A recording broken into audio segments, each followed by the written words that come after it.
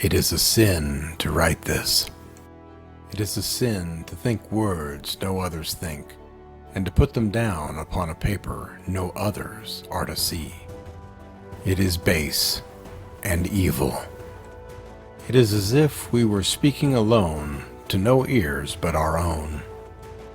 And we know well that there is no transgression blacker than to do or think alone.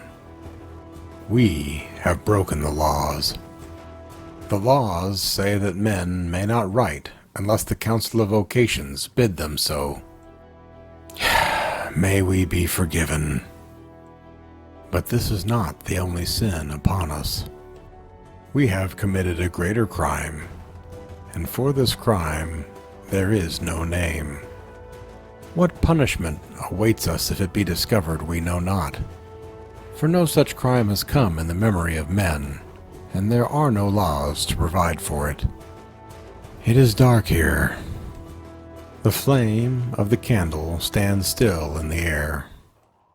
Nothing moves in this tunnel save our hand on the paper.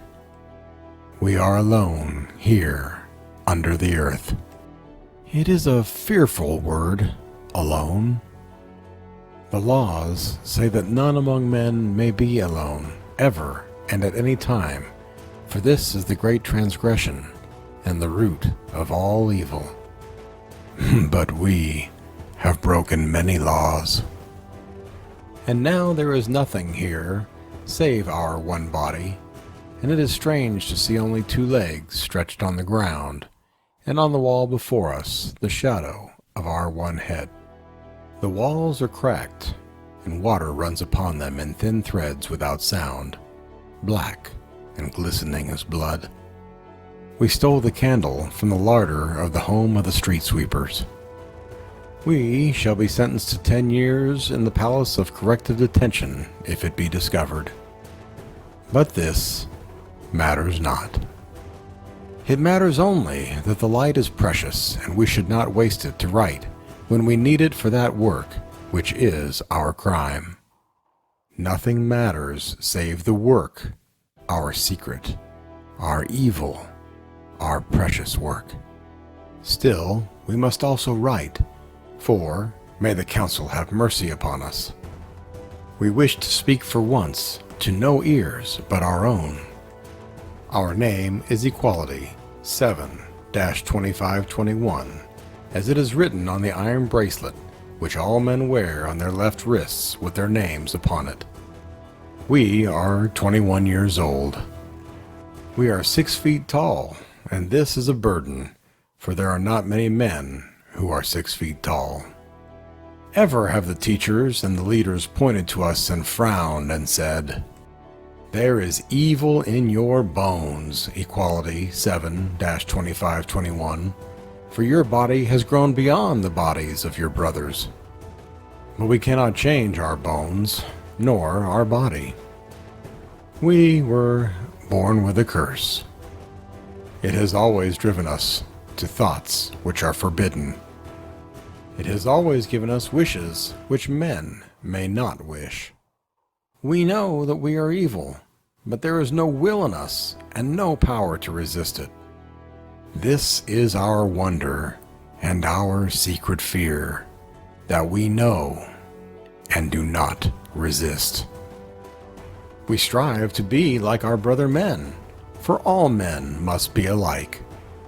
Over the portals of the Palace of the World Council, there are words cut in the marble, which we repeat to ourselves whenever we are tempted. We are one in all, and all in one. There are no men, but only the great we, one, indivisible, and forever.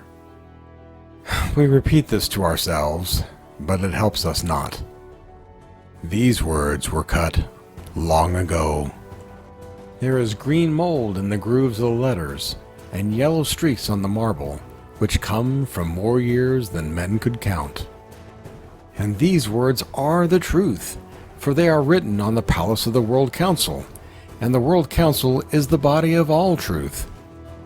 Thus has it been ever since the Great Rebirth, and farther back than that, no memory can reach. But we must never speak of the times before the Great Rebirth, else we are sentenced to 3 years in the Palace of Corrective Detention. It is only the old ones who whisper about it in the evenings, in the home of the useless. They whisper many strange things, of the towers which rose to the sky in those unmentionable times, and of the wagons which moved without horses, and of the lights which burned without flame. But those times were evil. And those times passed away when men saw the great truth, which is this, that all men are one, and that there is no will save the will of all men together. All men are good and wise. It is only we, Equality 7-2521, we alone who were born with a curse. For we are not like our brothers. And as we look back upon our life, we see that it ever has been thus, and that it has brought us step by step to our last, supreme transgression, our crime of crimes, hidden here under the ground. We remember the home of the infants, where we lived till we were 5 years old, together with all the children of the city who had been born in the same year. The sleeping halls there were white and clean, and bare of all things, save 100 beds. We were just like all our brothers then, save for the one transgression. We fought with our brothers. There are few offenses blacker than to fight with our brothers at any age and for any cause whatsoever. The council of the home told us so, and of all the children of that year, we were locked in the cellar most often.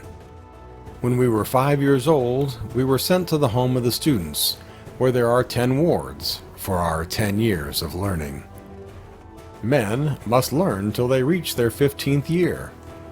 Then they go to work.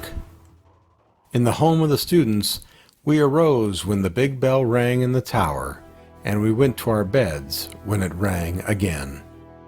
Before we removed our garments, we stood in the great sleeping hall, and we raised our right arms, and we said all together with the 3 teachers at the head, "We are nothing. Mankind is all. By the grace of our brothers are we allowed our lives. We exist through, by, and for our brothers, who are the state. Amen." Then we slept. The sleeping halls were white and clean, and bare of all things, save 100 beds. We, Equality 7-2521, were not happy in those years in the home of the students. It was not that the learning was too hard for us. It was that the learning was too easy. This is a great sin, to be born with a head which is too quick.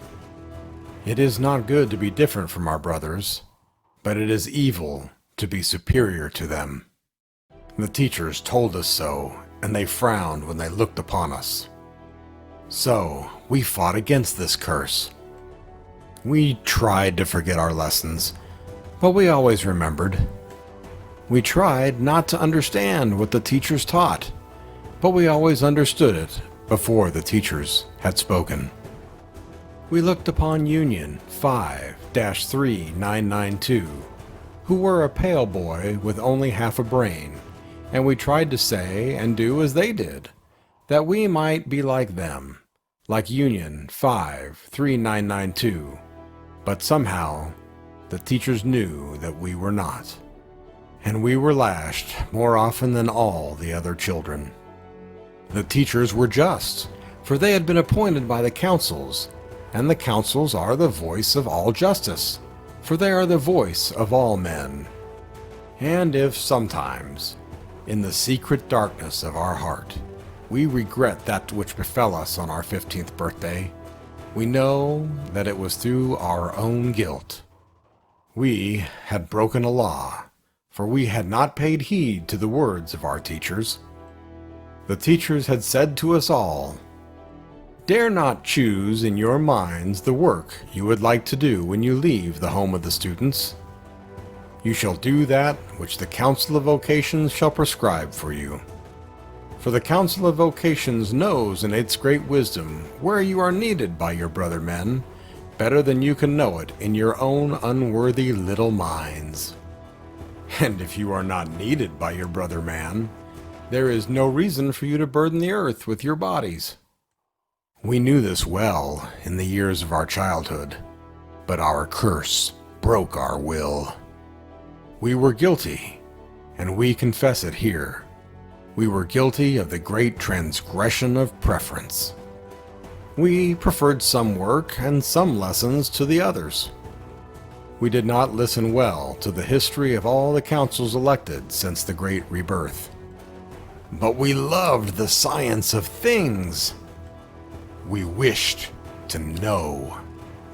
We wished to know about all the things which make the earth around us. We asked so many questions that the teachers forbade it. We think that there are mysteries in the sky and under the water and in the plants which grow. But the Council of Scholars has said that there are no mysteries, and the Council of Scholars knows all things. And we learned much from our teachers. We learned that the earth is flat and that the sun revolves around it, which causes the day and the night. We learned the names of all the winds which blow over the seas and push the sails of our great ships. We learned how to bleed men to cure them of all ailments. We loved the science of things.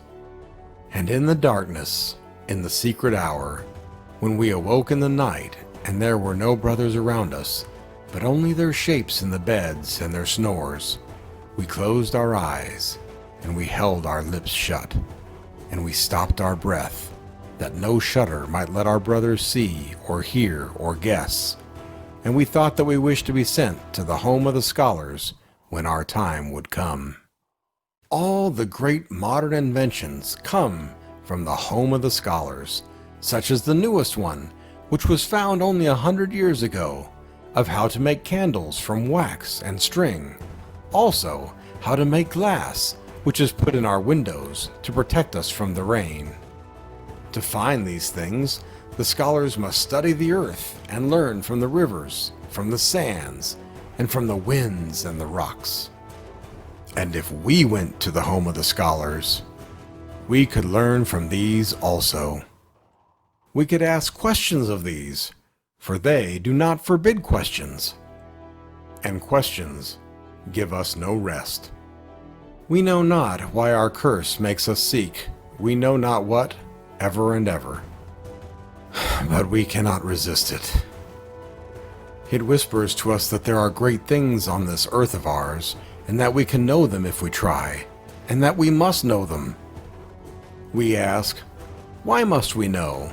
But it has no answer to give us.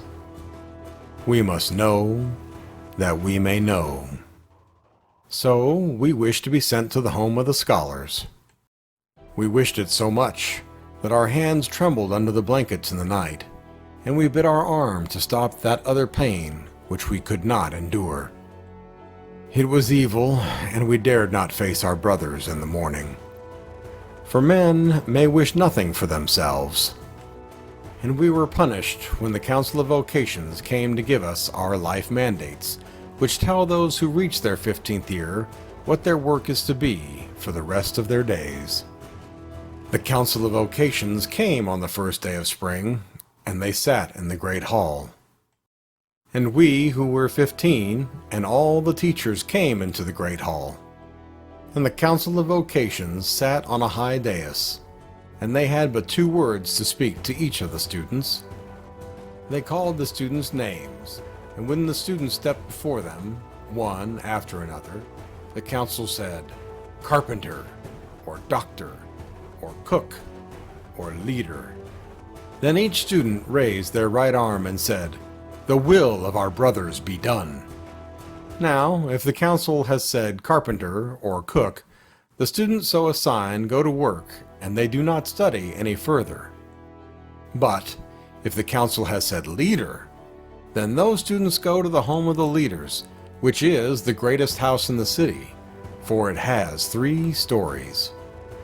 And there they study for many years, so that they may become candidates and be elected to the city council, and the state council, and the world council, by a free and general vote of all men.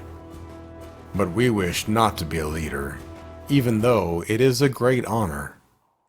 We wished to be a scholar. So we awaited our turn in the great hall, and then we heard the Council of Vocations call our name, Equality 7-2521. We walked to the dais, and our legs did not tremble, and we looked upon the council. There were 5 members of the council, 3 of the male gender, and 2 of the female. Their hair was white, and their faces were cracked as the clay of a dry riverbed. They were old.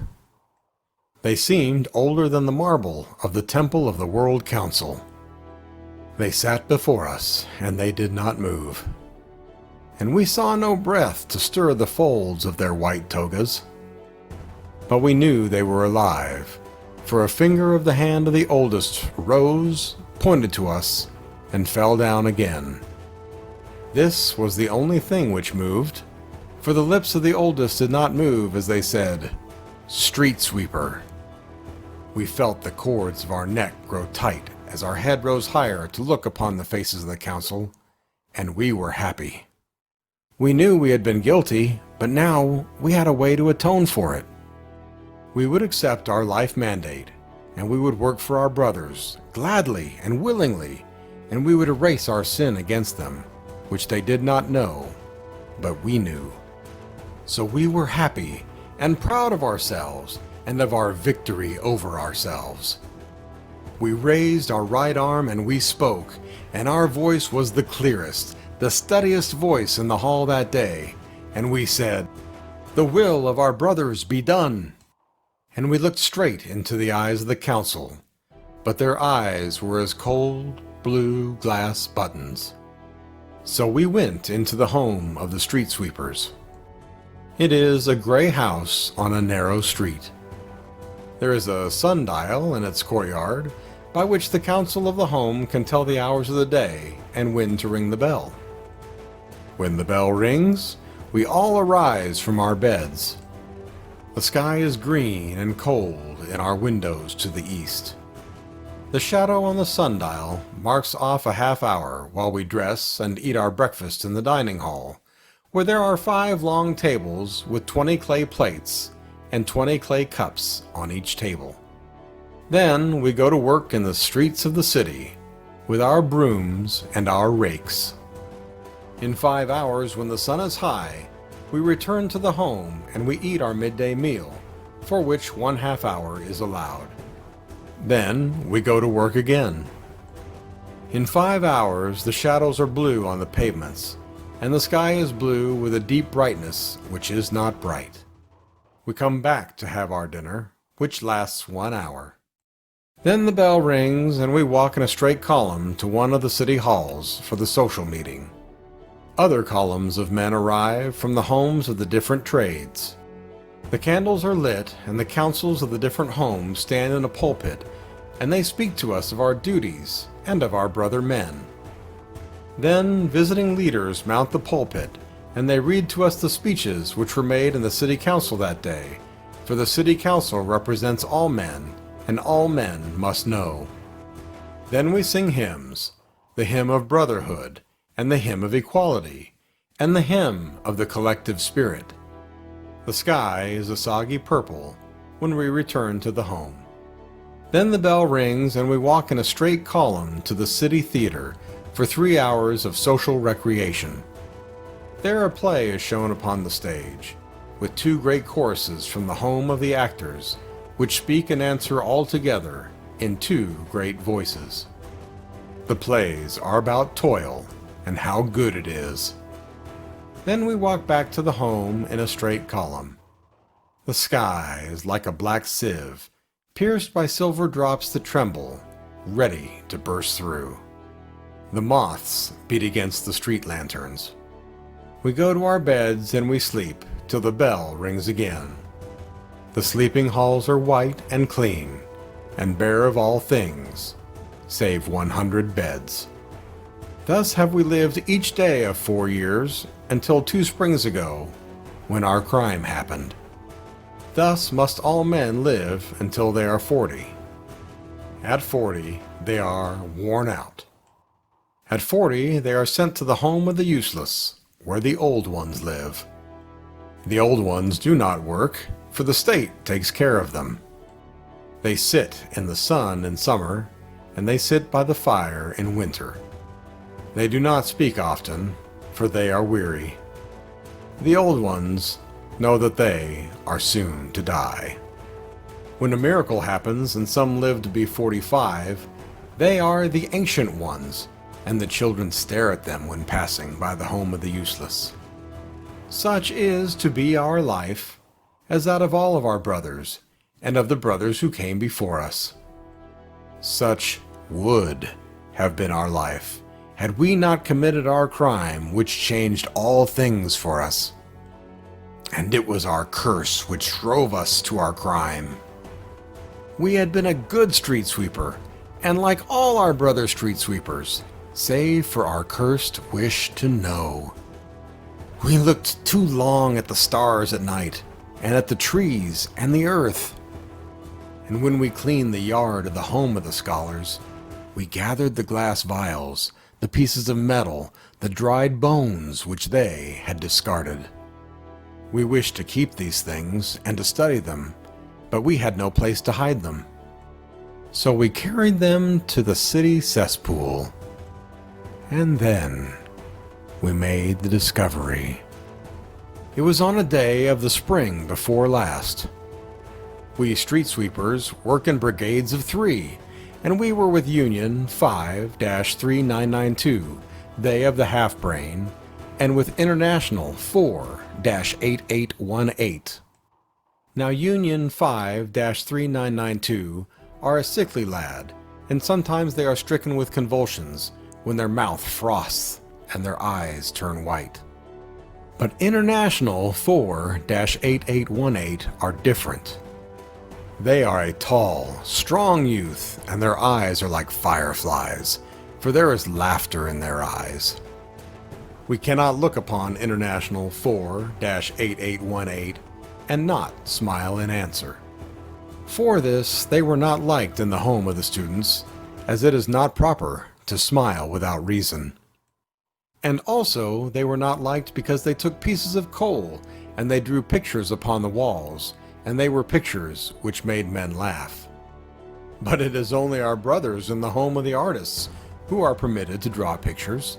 So International 4-8818 were sent to the home of the street sweepers, like ourselves. International 4-8818 and we are friends. This is an evil thing to say, for it is a transgression, the great transgression of preference, to love any among men better than the others, since we must love all men, and all men are our friends. So International 4-8818 and we have never spoken of it. But we know. We know when we look into each other's eyes. And when we look thus without words, we both know other things also, strange things for which there are no words, and these things frighten us. So on that day of the spring before last, Union 5-3992 were stricken with convulsions on the edge of the city, near the city theater. We left them to lie in the shade of the theater tent, and we went with International 4-8818 to finish our work. We came together to the great ravine behind the theater. It is empty, save for trees and weeds. Beyond the ravine there is a plain, and beyond the plain there lies the uncharted forest, about which men must not think. We were gathering the papers and the rags which the wind had blown from the theater, when we saw an iron bar among the weeds. It was old and rusted by many rains. We pulled with all of our strength, but we could not move it. So we called International 4-8818, and together we scraped the earth around the bar. Of a sudden, the earth fell in before us, and we saw an old iron grill over a black hole. International 4-8818 stepped back. But we pulled at the grill, and it gave way. And then we saw iron rings as steps leading down a shaft into a darkness without bottom. "We shall go down," we said to International 4-8818. "It is forbidden," they answered. We said, "The council does not know of this hole, so it cannot be forbidden." And they answered, "Since the council does not know of this hole, there can be no law permitting to enter it. And everything which is not permitted by law is forbidden." But we said, "We shall go nonetheless." They were frightened, but they stood by and watched us go. We hung on the iron rings with our hands and our feet. We could see nothing below us. And above us, the hole open upon the sky grew smaller and smaller, till it came to be the size of a button. But still, we went down. Then our foot touched the ground. We rubbed our eyes, for we could not see. Then our eyes became used to the darkness, but we could not believe what we saw. No men known to us could have built this place, nor the men known to our brothers who lived before us, and yet it was built by men. It was a great tunnel. Its walls were hard and smooth to the touch. It felt like stone, but it was not stone. On the ground were long, thin tracks of iron, but it was not iron. It felt smooth and cold as glass. We knelt and we crawled forward, our hand groping along the iron line to see where it would lead. But there was an unbroken night ahead.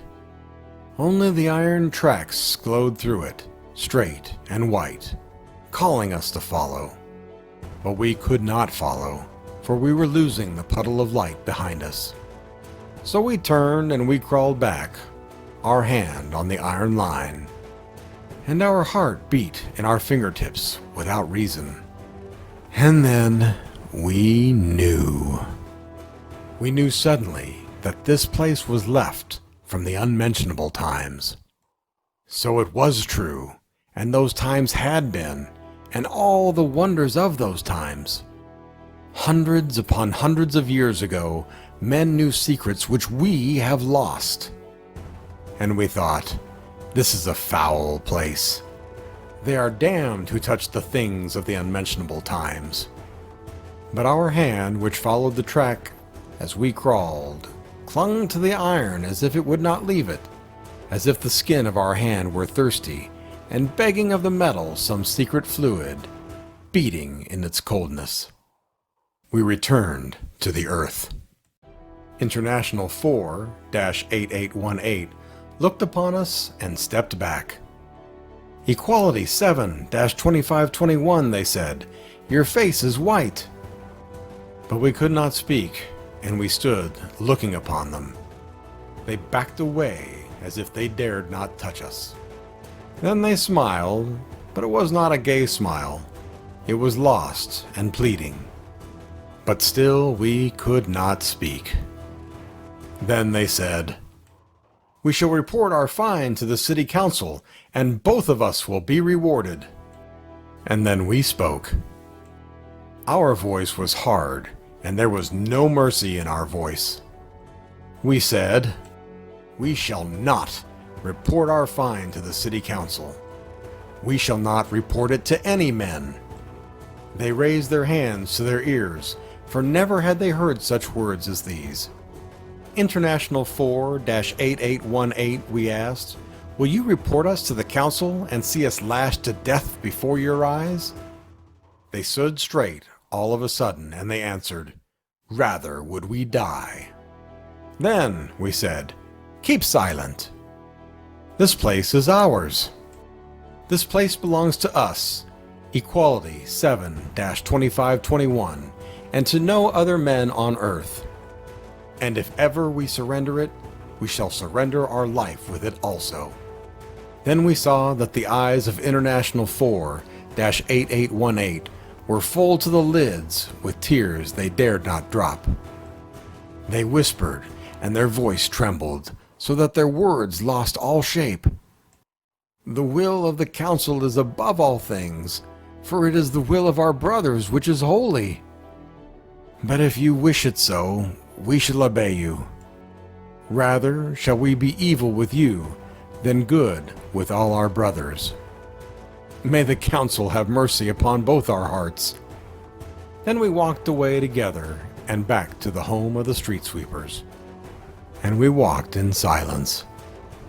Thus did it come to pass that each night, when the stars are high and the street sweepers sit in the city theater, we, Equality 7-2521, steal out and run through the darkness to our place. It is easy to leave the theater.